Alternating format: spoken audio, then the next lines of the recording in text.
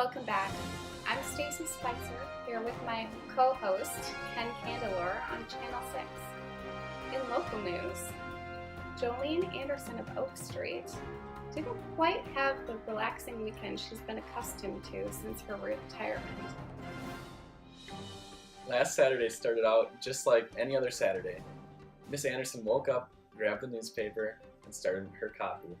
With water dripping, she poured Meow Mix in the tiny ceramic food bowl under her table. Now usually, a very eager kitten comes prancing in with excitement, but not on this Saturday. Instead, Mrs. Anderson sipped her coffee in silence. She brushed it off as just the new kitten spending more time exploring or napping that morning. Unbeknownst to her, Muffins the cat was branching out on her adventures. The cat was stuck up in a tree. I think it was Miss Anderson herself that heard the cat, am I right? Yes, that's right, Ken. Mrs. Anderson was out untucking her winter garden mulch when she heard mewing and crying from a nearby elm. The fire department was promptly called, and ladders were set. The rescue was a little tentative at first with the strange firefighters. Muffins decided to put up a fight, but ended successfully. Thank goodness. Thank goodness indeed. We are so happy the firefighters were able to get Muffins out of Mrs. Anderson's tree. I just can't even imagine what I would do if Patches, my cat, was up in the branches. I know. Well, although I'd like to stick to the story with a happy ending, we need to cover one a little less resolved. Recently, production of the upcoming horror film, They're Staying Alive, has been put on hold. A strike of solidarity amongst women in entertainment has spread to the big screen. In an effort to solve the long-standing wage gap suffered by women actresses, the female stars are refusing to continue their work. There are high hopes the solution will soon be met. There sure are, Ken. As we know, They're Staying Alive is the much-anticipated sequel to Marks on the Wall, the spine-tingling movie that kept us awake many nights last year. Winning the sacred 2017 Sacred Saturn Award from the Academy of Science Fiction, Fantasy, and Horror Films, as well as winning 4 Oscars and 2 nominations, producers were set up with double the budget for the sequel. Unfortunately, They're Staying Alive was not able to move very far. Rumblings of contentions began just weeks after shooting was scheduled to begin. Jan Turner, a spokeswoman for the movie, disclosed to us a little bit about the situation. Turner stated that with the popularity of the first movie, Bridgewater requested a renegotiation of her contract for the second. She simply wanted a pay increase that would match her co-star, Chad Conway. Unfortunately, there has been no movement past this stalemate. For a deeper look into this issue, let's talk to Kate Klein on the scene. Kate? Good evening, Stacy. I'm here in West Hollywood, and I've actually caught up to Bethany Bridgewater, who has been adjusting to life from outside the spotlight. Bethany, can you please describe to me the backbone behind this strike? Well, after all the work my female fellow cast members and I put into the first movie, Marks on the Wall, we felt recognition we received for our work was far below adequate. In that movie, the one male lead made more money than all 3 of us women combined. We all put in the same amount of work, so paying Chad that much more than us just seemed unfair and unjustifiable. We have chosen to stop working on the sequel until we are paid fairly. Has the inequality in compensation been your experience in recent movies as well, or is this a problem that's been in more recent years? It's a problem that's plagued the entertainment business since women were allowed from behind their desks. It's hard because men are the ones paying us, they were the ones directing us. When you have someone telling you how much you're worth, you start to believe it. Not only that, you have your idols and coworkers going along with it. So you just shut your mouth and smile. So what has been proposed solution to this mess, and how close is everyone to reaching that outcome? My fellow women workers and I just want fairness now, and in the future. It seems to me this archaic system needs to be updated to current times. We want to open the eyes of the blind lumps of clay, politely following orders. We want to scream in the ears of those choosing to ignore female voices. We really really just want to work hard and be adequately compensated. So what are your plans for now? Right now, I'm really just focusing my energy on the cause and living my life day to day. I have also started something I'm really excited about called the Yellow Scarf Campaign. Women actresses, and really working women everywhere, are treated as invisible as part of the background. With the Yellow Scarf Campaign, women are sporting bright yellow scarves, shirts, jewelry, really anything that stands out as we stand together in solidarity. If our male counterpart chooses to see us as part of the background, our bright scarves will make them see us as otherwise, because it'll be a little harder for us to stay there in the background. That's something most of us never think about, something I really never thought about. If you are interested in purchasing one of Bethany's scarves, you can visit www.notarealwebsite.com to see the varieties. Or visit Miss Bridgewater's Facebook page. Otherwise, really sporting any bright shade of yellow shows your solidarity with the actresses. Let's go ahead and get back to you, Stacy. Wow, really interesting insights. And those scarves are super cute. Thank you, Kate. For another perspective, I'm here with Chad Conway. Mr. Conway was a celebrated co-star in the previous movie, Marks on the Wall. And he now plays the opposite lead to Miss Bridgewater in the halted movie, Verstehen Alive. Chad, how has this strike been affecting you? Well, I just think this whole thing is kind of dumb. I'm sure it'll blow over soon. You know how women are always overreacting to stupid stuff. I'm just trying to live my bougie lifestyle. I don't get why all these bitches are mad at me for this. Like, it's not my fault they don't get paid as much as me. I don't call the shots. Wow, Chad, it seems like you feel very strongly about this. I'm not sure I was really expecting that response. Well, on that note, we will continue this interview after a quick commercial break from our sponsors. Before false consciousness, I was overlooked and underrated. I couldn't get a date to save my life. Now I spray on my false consciousness cologne. It transforms me into a better version, blocking out all the negatives and showing only the best. With this on, I am a changed man. I can do anything, be anything. All the ladies love me when I'm wearing false consciousness. Get yours today to blind your prey. False consciousness does not physically harm, blind, or burn users of prey. False consciousness will not be blamed if instant curse users or prey while in use. False consciousness does not contain magic and will not transform users. False consciousness is simply an ideal. Users are perceived as better than they are for purposes of the individual user. Common uses include seducing women, getting a job offer, receiving. Yes, if you're just tuning in, I'm Stacy Spicer here with Chad Conway, the leading man in the new horror film Verstehen Alive. We were just discussing the current issues surrounding the halt of production due to an actor strike for fair wage. Chad, you were saying that you strongly disagree with your female co-stars? Of course I feel strongly about this. I'm just working behind my own business. It was supposed to be just another role in the movie, and he has turned into this huge shit show. Now I'm not getting paid, and everyone is blaming me for this mess. I just want to get this movie over with. Well, Chad, if you're so intent on getting back to work, why don't you join your fellow cast members in this strike?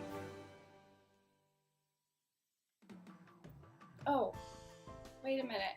Oh my gosh. What's that smell? Oh, that's me. I'm wearing false consciousness. Anyway, back to the question. Why don't you support your coworkers? I mean, are you worried that an increase in pay will take away from yours? To be honest, I don't really know a lot about this technical shit, but the way my agent explained it to me is that they've set a budget or something for this movie.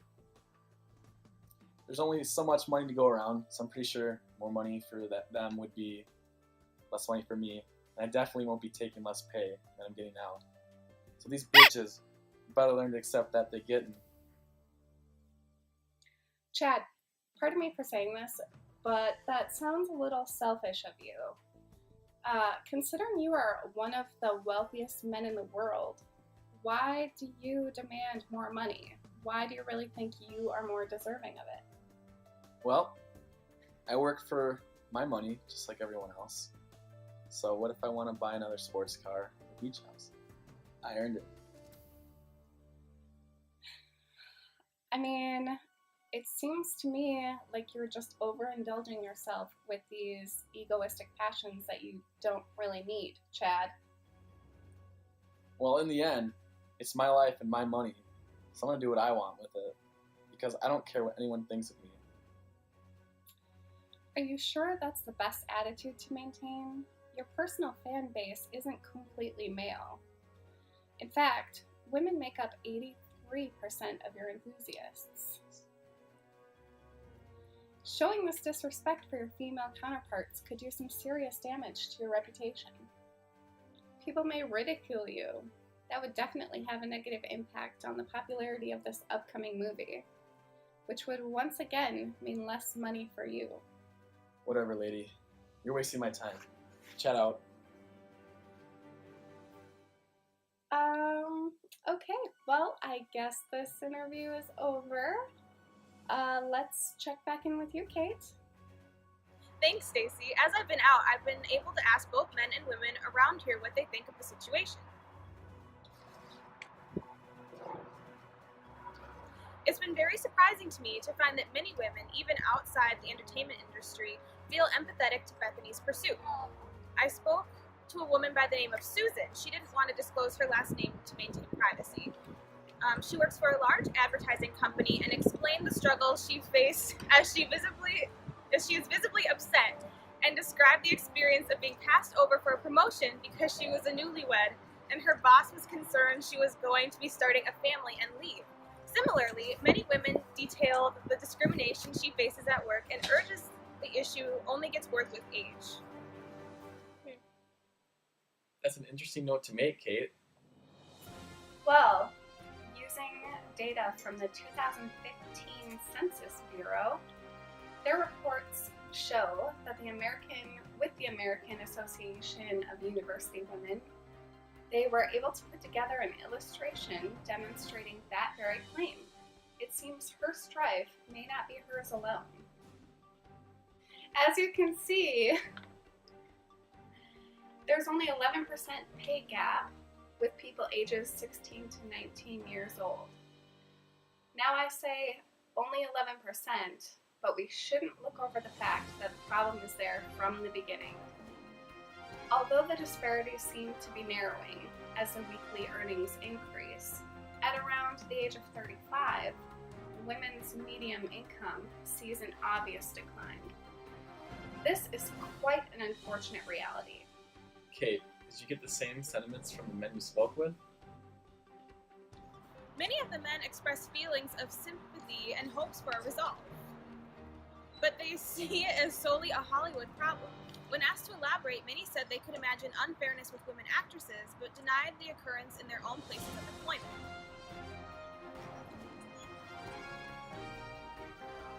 Well, it seems like the support is there, but there appears to be a misconception of how commonplace the problem really is. There have been similar reports showing support from men. In 2010, the National Partnership for Women and Families supported a nationwide poll of registered voters. 81% of men were shown to support new legislation that would improve our current equal pay laws. But unfortunately, this seems like a tough mountain to climb if it's being looked over in the home field. So what kind of equal pay laws do they have now?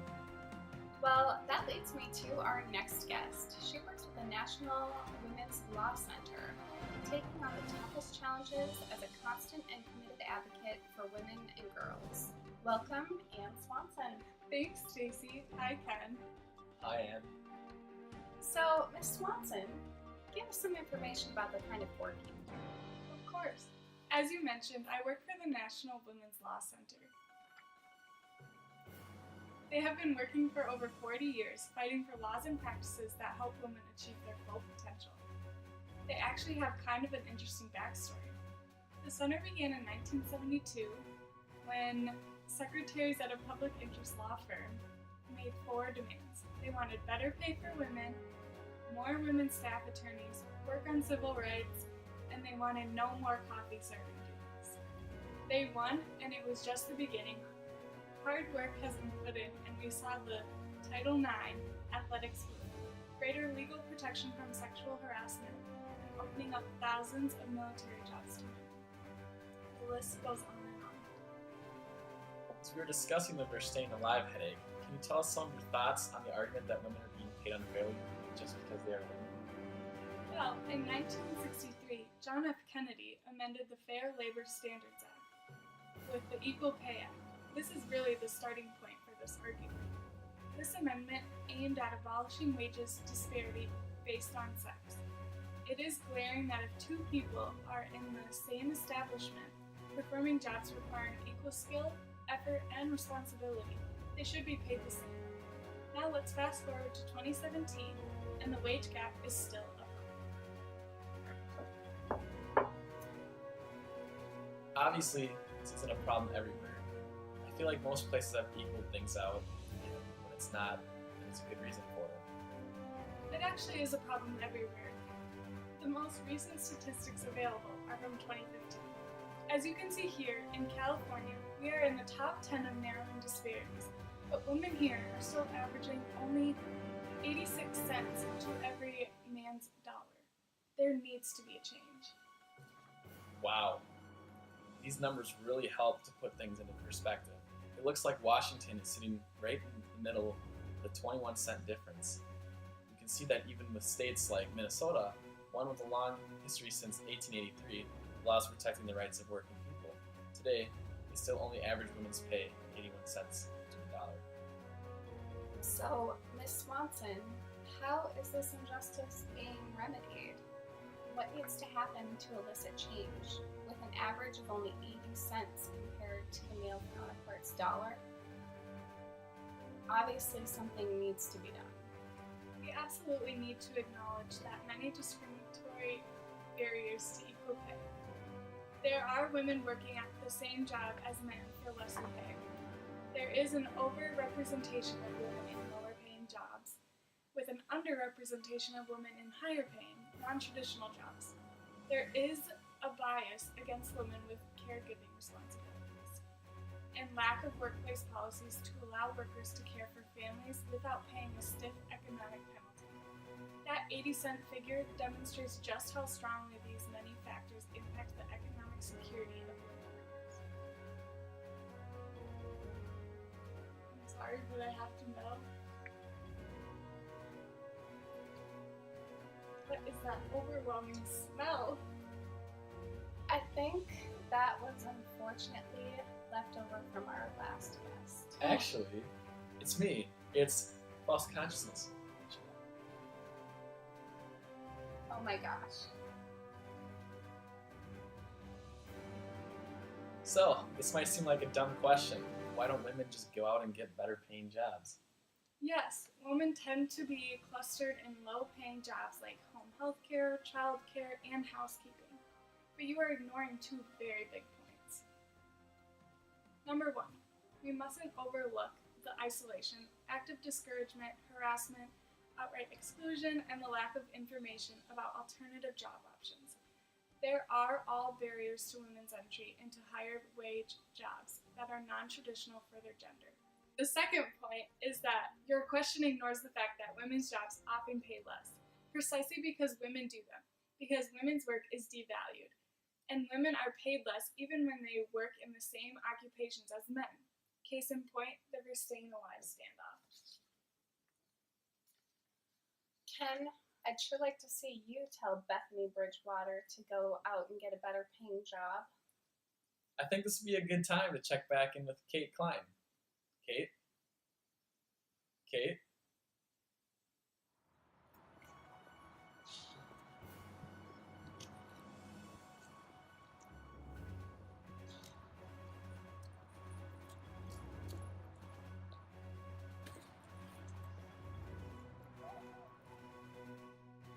It seems like we're having some technical issues and are not able to communicate with Kate.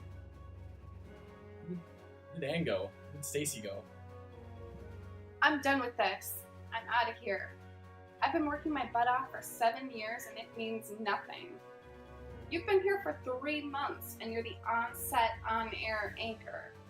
I know you make more than me. Don't even try to deny it. I heard your loudmouth wife talking about the big bonus and Aruba vacation. Even Kate's been here 10 times as long as you have, and she's still stuck doing the crabby on scenes. This is ridiculous. Women are just as valuable as men. Good luck without me.